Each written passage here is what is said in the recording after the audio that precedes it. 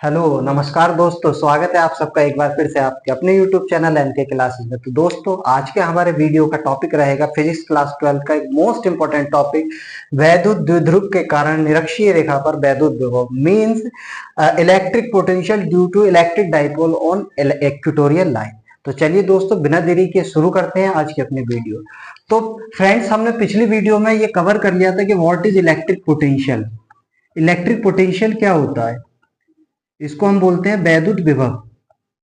वैद्युत विभव हमने अपनी पिछली वीडियो में डिस्कस कर लिया था कि इलेक्ट्रिक पोटेंशियल क्या होता है। मैं उम्मीद करता हूं आपने हमारी पुरानी वीडियो देख रखी होगी। तो उसमें हमने बताया था कि इलेक्ट्रिक पोटेंशियल जो होता है, किसी भी पॉइंट पर इन्फिनिटी से इलेक्ट्रिक फील्ड में किसी भी पॉइंट को लाने में किया गया जो वर्क होता है, उसी को हम क्या कहते हैं, इलेक्ट्रिक पोटेंशियल कहते हैं। इसके साथ ही हमने अपनी पिछली वीडियो में इलेक्ट्रिक पोटेंशियल निकाला था किसकी वजह से, एक्सियल लाइन की वजह से, अक्षीय स्थिति की वजह से। आज हम निकालेंगे निरक्षीय रेखा के ऊपर।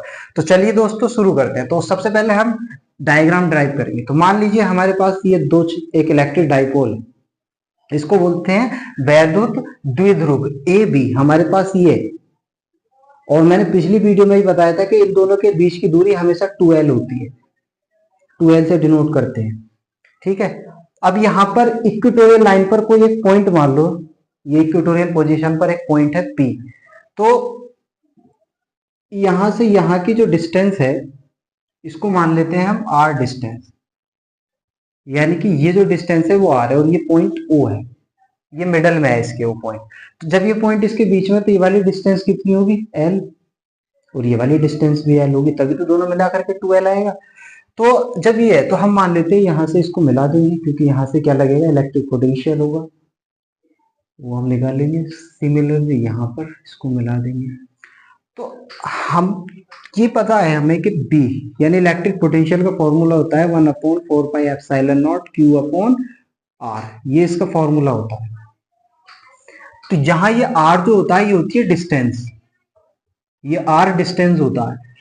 तो फिर से इस डायग्राम में हमारा जो मेन टास्क रहेगा वो डिस्टेंस फाइंड करना रहेगा। इसको मान लेते हैं यहाँ पर माइनस का क्यू चार्ज है, यहाँ पर प्लस का क्यू चार्ज। ठीक है। तो डिस्टेंस, अब देखो ये डिस्टेंस, ये क्या है, एक राइट एंगल ट्राइंगल बन गया है हमारे पास, ये एक राइट एंगल ट्राइंगल बन चुका है हमारे पास। क्योंकि ये वाला एंगल कितना होगा, 90 डिग्री। सीधी सी बात है, परपेंडिकुलर लाइन है तो 90 डिग्री होगा, नॉर्मल लाइन है परपेंडिकुलर तो 90 डिग्री होगा। हम क्लास 10th में मैथमेटिक्स में एक इक्वेशन, एक थ्योरम पढ़ते हैं, पाइथागोरस थ्योरम। ये पाइथागोरस थ्योरम क्या कहते हैं, पाइथागोरस थ्योरम ये कहती है कि अगर हमारे पास कोई right angle triangle, right angle triangle mean जिसका एक एंगल 90 डिग्री है, ठीक है, तो उसके 90 डिग्री एंगल के सामने वाली जो लाइन होती है उसको हम कर्ण बोलते हैं, हाइपोटेन्यूस बोलते हैं। ये नीचे बेस होता है जिसको हम आधार बोलते हैं, और इधर साइड में परपेंडिकुलर होता है जिसको हम लंब बोलते हैं। ये हमारे पास होता है। तो पाइथागोरस थ्योरम ये कहती है कि ये जो डिस्टेंस होती है h का स्क्वायर, ये बराबर होता है p का स्क्वायर प्लस b के स्क्वायर। मतलब कर्ण का जो स्क्वायर होता है वो बराबर होता है लंब के स्क्वायर के प्लस आधार के स्क्वायर। तो हमें इस वाले डेरिवेशन में यही वाली जो थ्योरम है पाइथागोरस थ्योरम, इसको यूज करना है। तो हमें क्या निकालनी है, ये वाली डिस्टेंस फाइंड करनी है और ये वाली डिस्टेंस फाइंड करनी है। हमारे पास ये डिस्टेंस है L और ये वाली डिस्टेंस है R। तो हमें क्या फाइंड करनी है, हाइपोटेनियस फाइंड करनी है, यानी कर्ण। ये क्या हो गया इस ट्राइंगल का, ये अगर मैं ट्राइंगल मान लू AOP, यानी AOP ट्राइंगल में हाइपोटेनियस कर्ण कौन सा हो गया, A और P कर्ण हो गया। तो इसको निकालने का फॉर्मूला, यानी डिस्टेंस हम निकालेंगे AP डिस्टेंस हम निकालेंगे, AP स्क्वायर बराबर होगा किस किस के, ये वाला AO स्क्वायर के प्लस ये वाली डिस्टेंस OP स्क्वायर के। तो AP की हमें जरूरत है, AO हमारे पास कितना है, R स्क्वायर प्लस OP हमारे पास, AO हमारे पास कितना है, L का स्क्वायर प्लस OP हमारे पास कितना है, R का स्क्वायर। तो अगर मैं इस AP की वैल्यू निकालूं तो इस AP की वैल्यू आ जाएगी √L square plus R square. ठीक है, इसको मान लो इक्वेशन फर्स्ट। सिमिलरली यानी इसी तरीके से हम ये वाली डिस्टेंस भी निकाल लेंगे। सेम यही डिस्टेंस, ये वाली डिस्टेंस कितनी हो जाएगी, बीपी। बीपी डिस्टेंस क्या हो जाएगी, ये इसका स्क्वायर यानी परपेंडिकुलर का स्क्वायर प्लस बेस का स्क्वायर, यानी कि हमारे पास R square plus L square, या L square plus R square, एक ही बात है। ये इक्वेशन 2 है। अब यहां से हम फाइंड आउट करेंगे इलेक्ट्रिक पोटेंशियल। जो टोटल इलेक्ट्रिक पोटेंशियल होता है V बराबर होगा V1 प्लस V2। तो V1 निकालेंगे सबसे पहले, यानी इस माइनस क्यू चार्ज की वजह से। तो सिंपल 1/4πε0 Q/R। तो यहाँ पर क्योंकि माइनस का चार्ज है तो माइनस 1/4πε0 Q/ डिस्टेंस R। ये डिस्टेंस कितनी आई यहाँ पर, ये वाली डिस्टेंस आई हमारे पास √L² प्लस R²। सिमिलरली ये वाली डिस्टेंस कितनी आई हमारे पास, √L² प्लस R²।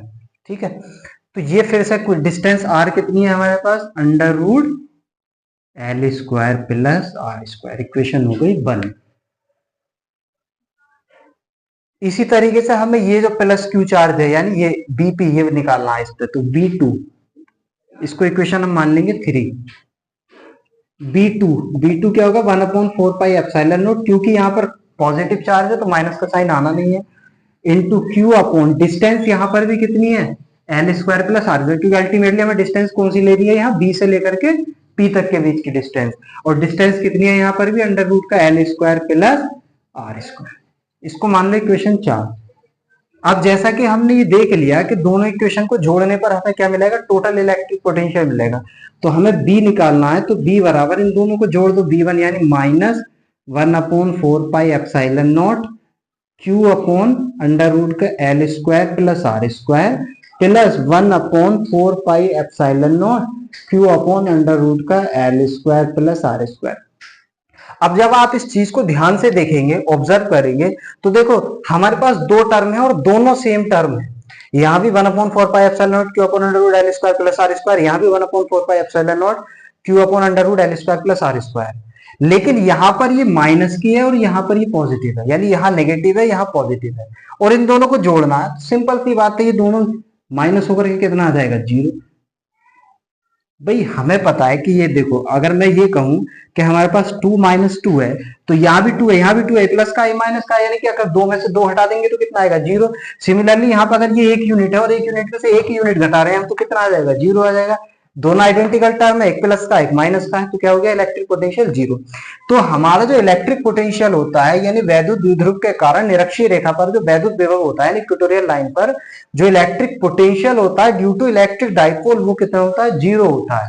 ठीक है, 0 होता है। तो ये हमने यहां पर सीखा कि इलेक्ट्रिक पोटेंशियल क्या होगा इक्वेटोरियल लाइन पर। तो फ्रेंड्स, आज के हमने अपने लेक्चर में समझा electric potential due to electric dipole on equatorial line, जो कि 0 होता है। तो अगर दोस्तों आपको हमारी वीडियो पसंद आई हो तो हमारी वीडियो को शेयर करना दोस्तों में, लाइक करना, चैनल को सब्सक्राइब करना और पॉजिटिव कमेंट्स करना। Thank you.